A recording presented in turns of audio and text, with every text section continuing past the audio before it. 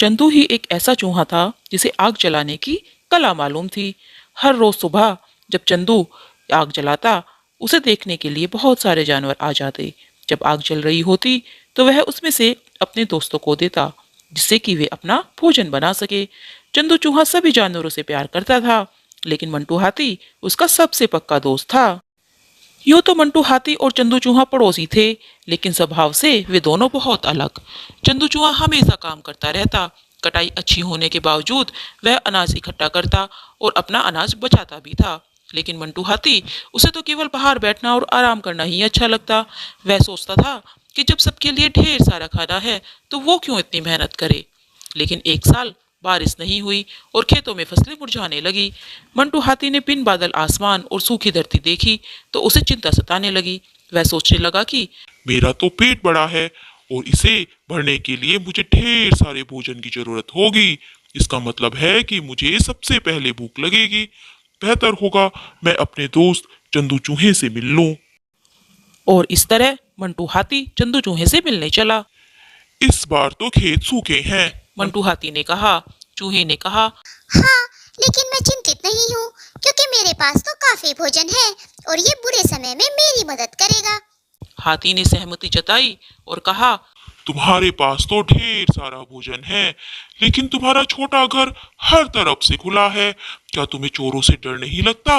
मेरी बात मानो और अपने भोजन को मेरे घर पर रख दो, क्योंकि मेरे घर में एक दरवाजा और मजबूत दीवारें हैं।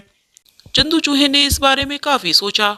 उसने कहा, तुम मेरे पक्के दोस्त हो और मुझे तुम पर पूरा यकीन है। मेरा भोजन रख लो और उसकी देखभाल करो। जब मुझे जरूरत होगी मैं आऊंगा और तुमसे ले लूंगा। तुम किसी चीज की फिक्र मत करो।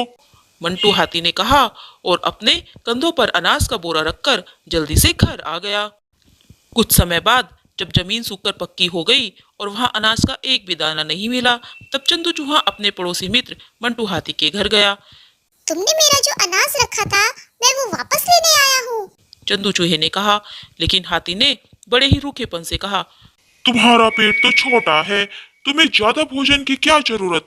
अब दूर हटो और मुझे अकेला छोड़ दो। चंदू चूहा गहरे सदमे में था और उसे अपने कानों पर भरोसा नहीं हुआ। चंदू चिल्लाया कौन सा दोस्त ऐसा करता है? और गांव छोड़ने का फैसला किया। अगले दिन हमेशा की तरह दूसरे जानवर चूहे के घर आए। सबको खाना पकाने के लिए आग चाहिए थी, लेकिन चंदू चूहा तो वहां था ही नहीं। जानवरों ने मंटू हाथी से पूछा, तुम्हें पता है चंदू चूहा कहाँ है? लेकिन मंटू हाथी ने सिर हिलाया और वहां से खिसक लिया।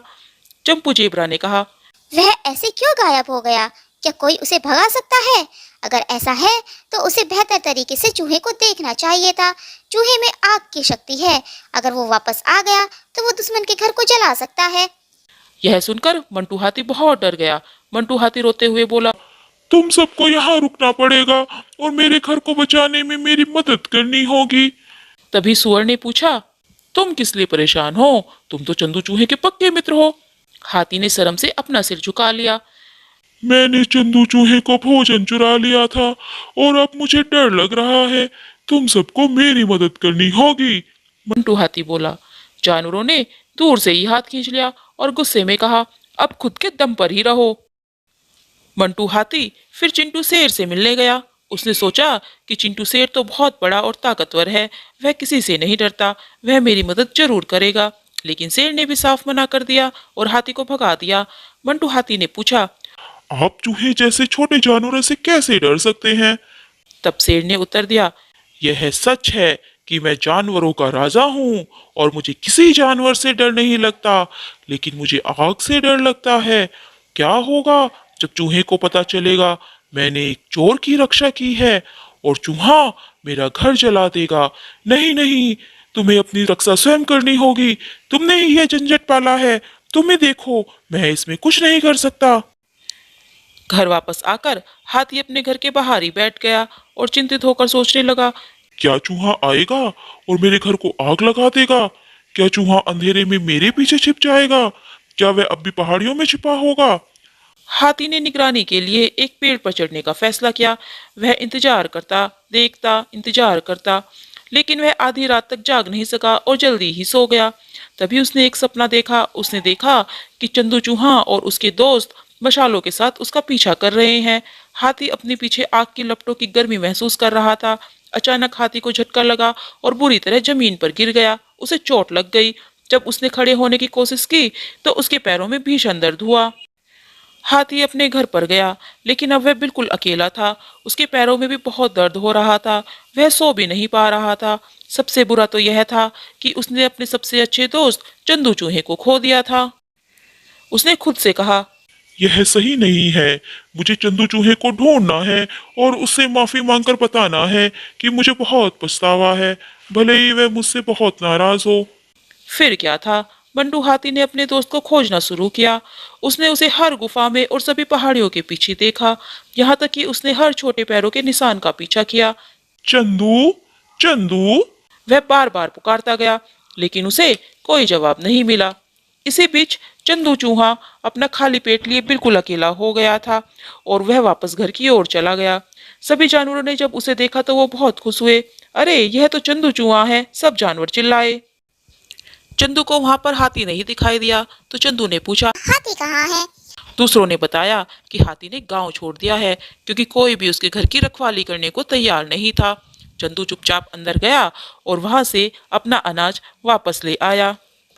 हफ्तों बाद गांव में मंटू हाथी आया। वह बहुत भूखा और थका हुआ था। वह काफी समय से चंदू चूहे की खोज कर रहा था। तभी मेंढक ने मंटू हाथी को बताया। कि चूहा तो बहुत पहले घर वापस आ गया है और वह अपने अनाज की बोरियां भी वापस ले गया है। मंटू हाथी ने हिम्मत की और अपने दोस्त चंदू चूहे से मिलने चल दिया। मैंने जो किया उसके लिए मुझे अफसोस है, मुझे माफ कर दो। मैं गलत था। उम्मीद है कि तुम मुझे माफ कर दोगे ना। चंदू चूहे ने मंटू हाथी की आंख में आंख डालकर देखा और कहा। बुरे समय में भी अच्छे दोस्त केवल खुद के बारे में नहीं सोचते।